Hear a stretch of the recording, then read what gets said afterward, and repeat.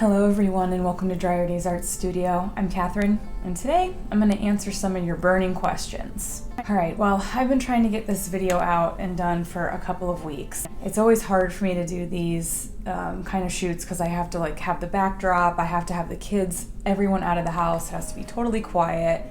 And that never happens. I've been really wanting to get this video out to you all to share a couple things coming up and also to answer some of the questions that you've had for me. So a question I've been getting a lot lately is how Dryer Days Art Studio got its name. Dryer Days gets its name from sort of a spin-off of my name, but also a major part of my life, which is recovery and abstaining from drinking alcohol.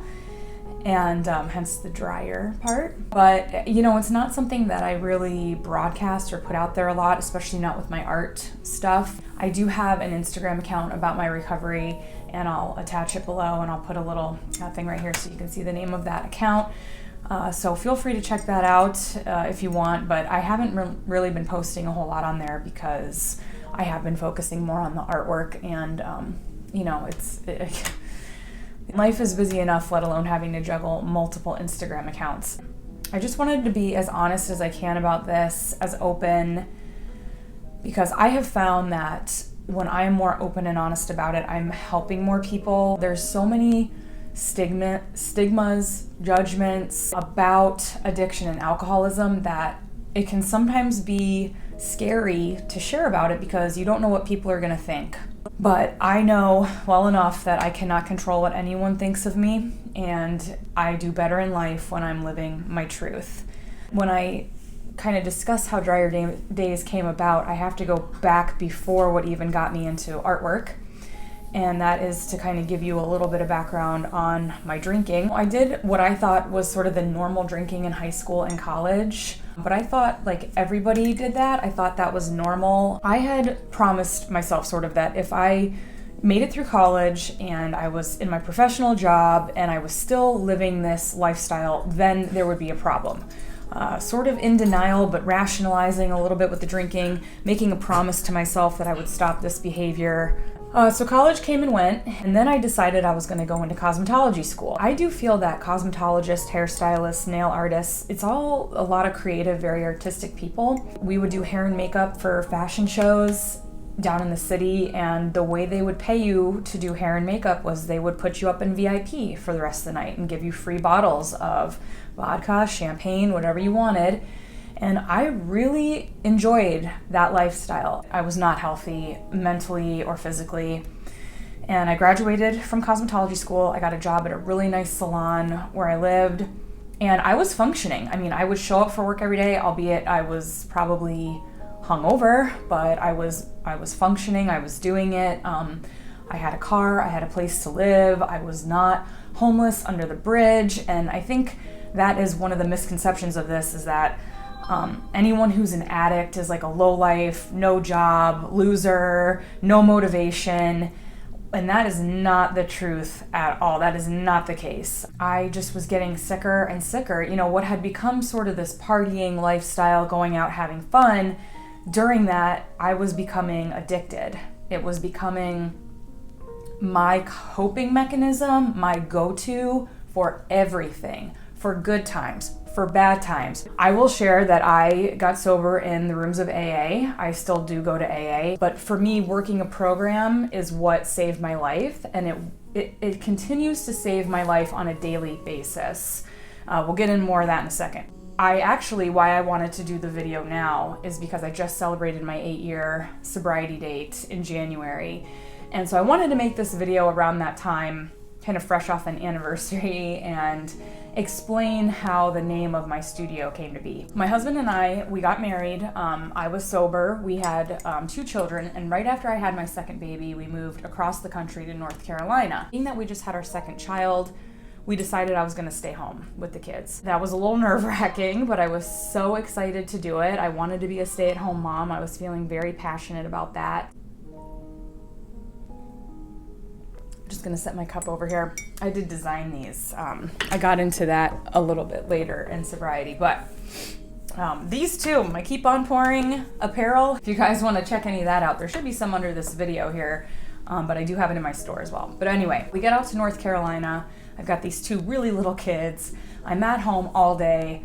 You know, I'm used to doing hair all day, interacting with adults, and I was starting to go a little bit stir crazy. I needed to do something with my hands. My mom told me about Zentangling, and I started watching a bunch of YouTube videos on Zentangling. Started Zentangling myself. That kind of morphed into doing a lot of mandalas. That morphed into connecting with a lot of people in that recovery community on Instagram and making recovery-based mandalas or unilomes for other companies. And so I decided to make some merch myself. I was screen printing myself tank tops and hoodies with some slogans from recovery and stuff like that, and like the mugs and stuff. I wanted to be doing more like abstract painting, that kind of thing, and really threw myself into that. So I discovered fluid art and really started getting into that, and I was beginning to sell artwork. So I created an art-based Instagram account, and at first it was called Catherine Dreyer Art because that's my name. And I noticed all these other accounts that have their full names on them, and I thought, well, I want people to know it's me, and so I named it Catherine Dreyer Art. I started getting a couple of weird, we'll call them trolls, but there was a couple of incidences that were really scary. One guy in particular made threats against my life. We actually have a friend who's a detective who looked into it for me, looked into this guy, and I just decided I didn't want my real name all over everything, because that was really terrifying. You know, here I'm trying to build this business and make art, but I have children, I have a family, and with having my real name on everything, it was just like anybody could find me. Now this guy's threatening my life. So I decided to change the name. Because I was doing some recovery-based art at the time, and because I am sober, Drier Days, it just kind of popped in my head one day. I didn't even know if it was going to be like the permanent name. I wanted to change it from my real name, and Drier Days just kind of came out. I liked that it was the DD, kind of rolled off the tongue. And so I just changed my Instagram name to Drier Days. Moved again. I started the YouTube channel and named the YouTube channel Drier Days Art Studio. That's basically where it came from. I just sort of stuck with it. So it's kind of like a spin-off of my name, but also more so the recovery background, the Drier Days aspect of like living sober, because we talk about when you're sober, you're dry or whatever. It's sort of something I can look at every day to have that reminder of my sobriety and how important it is. I have a lot of changes coming to the store, to my life. We're actually moving again. I'm hoping this is like the last move for a while. We're going somewhere I'm really excited about. With that, there's going to be some changes to the store. I am going to be having some new products come in and some other products go out. Definitely keep a look on my Instagram and subscribe to the newsletter for sales that are going to be going on, because over the next few months until I do move, I'm going to be trying to sell a lot of my inventory to make room for new stuff and to just make it easier to move. I've had a lot going on just since 2020 began in my personal life, in my business life, and this recovery program, I can't express how thankful I am for everything it has given me. It's given me tools to cope with every situation that comes into my life. I used to be kind of this aggressive person. I felt like if you're defensive and you stand up for yourself, that makes you a strong person. I thought that kindness and maybe being non-confrontational meant that you were weak. And my entire view, opinion, take on that has changed. Now I live my days where I will go out, or even if I'm interacting with someone online, and I ask myself before I respond with words or actions, is this kind? Is this necessary?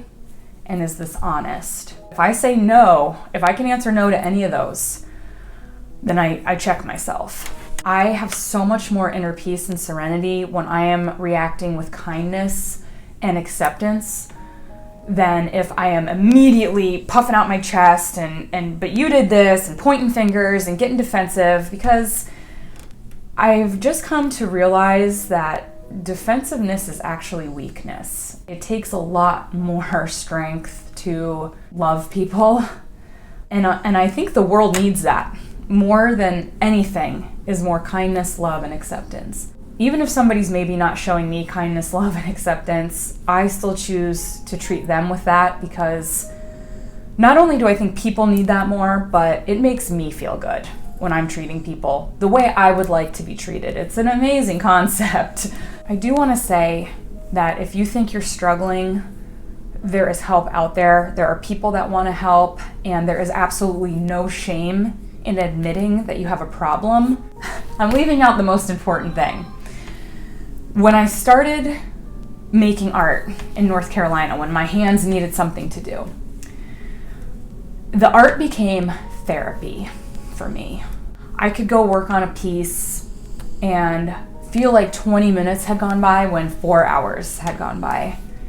It was a safe place for me. I could let out emotions, I could create.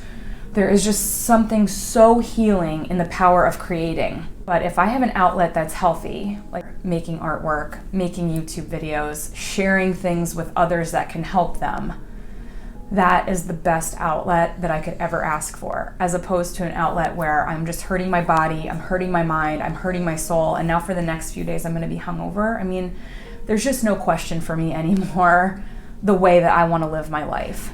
That's how it came about. I hope this video came across well. Like I said, it has been a struggle getting this video made, and even today I keep getting phone calls. My dog is laying here snoring, but like, this is real life. This is every day. This is my truth. I hope it can reach some of you in a positive way and maybe give you a perspective on something that you didn't have a perspective on before. I never imagined I'd be having like an online store now and selling my artwork and making videos at the rate that I am. I owe it all to my sobriety. There's no way I would be doing all of this if I was still drinking. So thank you so much for listening. Thank you so much for being a subscriber to my channel, or being over on my Instagram, or shopping from my store. I hope you have a wonderful week, and until next time, keep on pouring.